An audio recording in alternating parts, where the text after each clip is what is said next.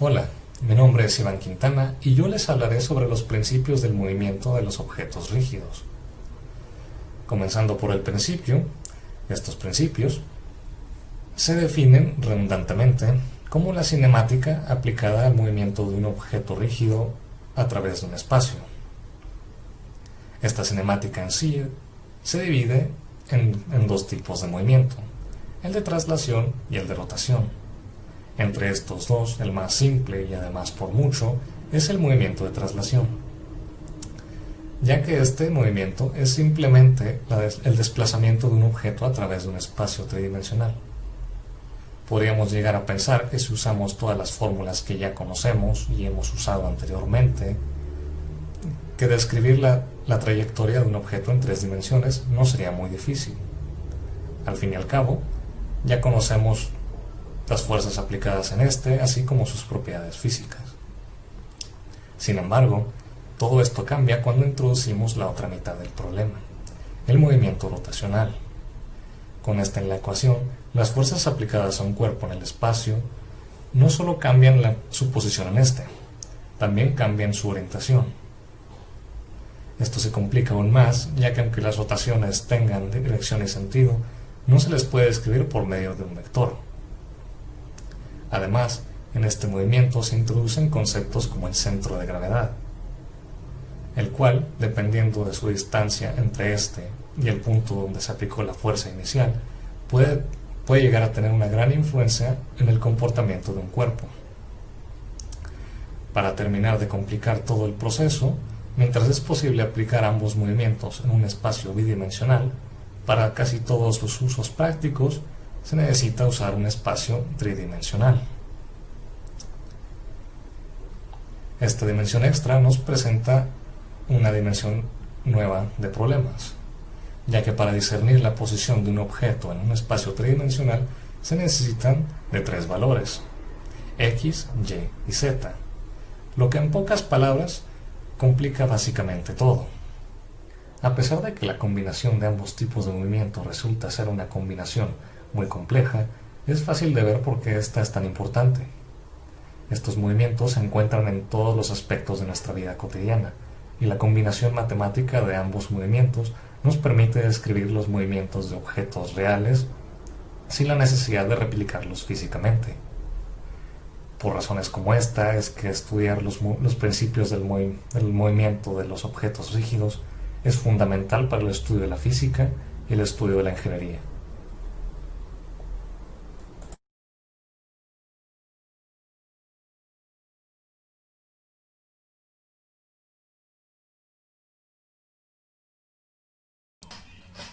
Muy bien, bueno, yo les voy a describir un poco acerca de cuáles son las fórmulas que se utilizan para calcular el momento de inercia o el momento angular. ¿Ok?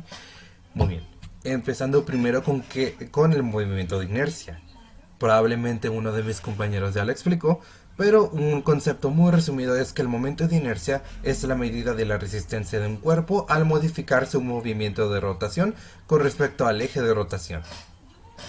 Muy bien. El momento de inercia se puede calcular dependiendo de en cuál sistema de partículas estamos trabajando. En el sistema de partículas, el momento de inercia se puede calcular con la sumatoria de las masas de cada una de las partículas por el radio, es decir, la distancia entre el eje de rotación y cada una de las partículas también. En el sistema continuo, el momento de inercia se tiene que calcular con una integral. Sería la integral de r al cuadrado por dm, en el cual la r representa el radio, mientras que la m representa la masa. El momento de inercia se mide en kilogramos por metros cuadrados. Esta es la unidad de medida en la que se calcula el momento de inercia. Muy bien. El momento de inercia tiende a ser un dato que ya viene constituido en cada uno de nuestros problemas. Así que se podría esperar que el momento de inercia se nos proporcione en cada uno de los problemas que vayamos a hacer. Es básicamente por lo regular. Es por eso que cada cuerpo geométrico nos proporciona cómo calcular su momento de inercia. Es por eso que en cada uno nos viene una fórmula del momento de inercia en cada uno de estos cuerpos geométricos. Oye, pasando al momento angular. El momento angular de una partícula básicamente se representa con un vector, el vector L, respecto al eje de rotación, es perpendicular al plano formado por el vector de posición R y el vector P, que es básicamente también se representa también como el momento lineal. Entonces, en el momento angular o el vector L se puede calcular multiplicando el vector de posición R por el vector P, o sea, es el momento lineal. Si no contamos con la cantidad del vector P, también se podría calcular utilizando el punto M, que es un punto coordinado de los tres ejes, multiplicándolo por el vector P. Entonces podría ser que el vector L es igual al vector R por M por vector B. ¿Sí? Bueno, buenos días. Primero que nada, mi nombre es Jesús Iván Vega Ávila, integrante del equipo 2, y voy a presentar el problema, y en esto tomaremos el ejemplo de cantidad de movimiento. El problema es el siguiente. Una barra rígida ligera de 1 metro de largo une dos partículas con masas de 3 y 4 kilogramos en sus extremos. La combinación gira en el plano XY alrededor de un pivote que pasa por el centro de la barra. Determina la cantidad de movimiento angular del sistema alrededor del origen cuando la rapidez de cada una de las partículas es 5 metros sobre segundo. Aquí podemos apreciar en el dibujo las dos barras. Bueno, la barra que une a las dos masas, la de 3 y la de 4, con la velocidad. Vemos también que va en sentido contrario a las manecillas del reloj. Entonces, sigamos. Aquí, lo primero que vamos a poner serían los datos. Los datos son los siguientes: la masa 1, la masa del objeto verde, y la masa 2, la masa del objeto azul. El radio es de 0.5, como dice aquí. Todo esto. La velocidad es igual a 5 metros sobre segundo, nos la da el mismo problema. El ángulo, aquí es donde podríamos tener cierta dificultad. Pero, ¿por qué podríamos tener cierta dificultad al momento de saber cuál es el ángulo? Sencillo, no está tan explícito como los demás datos, pero simplemente basta con ver el ángulo que se forma respecto al movimiento de la barra. Continuando con el problema, tenemos que calcular la cantidad de movimiento angular. Pero ¿cómo se calcula esto? La cantidad de movimiento angular es igual a la masa por la velocidad, por el radio, por el seno del ángulo. Pero, ¿qué pasa? ¿Cuál es el seno de 90? El seno de 90 es 1. Se puede calcular. Entonces, esto hace que nuestra fórmula quede más simplificada todavía. Cantidad de movimiento angular es igual a masa por velocidad por el radio.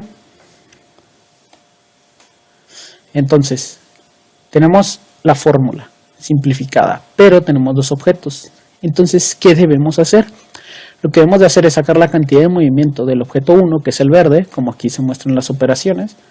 Además, tenemos que sacar la cantidad de movimiento del objeto 2, como se muestra aquí en pantalla. Bueno, pero ese evidentemente no es el movimiento, la cantidad de movimiento angular final. Para sacar la final debemos de ver si se suman o se restan. Como el movimiento va en contra de las manecillas del reloj, estas dos se van a sumar para dar la cantidad de movimiento angular final. Aquí tenemos la operación, dándonos un total de 17.5 cada kilogramos metros cuadrados sobre segundos. Esa sería la respuesta de este problema. Pero, ¿qué aplicaciones tiene todo esto? Bueno, las aplicaciones son muy variadas, porque todos sabemos que la física, cualquier tema, se aplica en lo que sea. Podemos aplicar desde el momento de inercia en cilindros o el problema que acabamos de ver.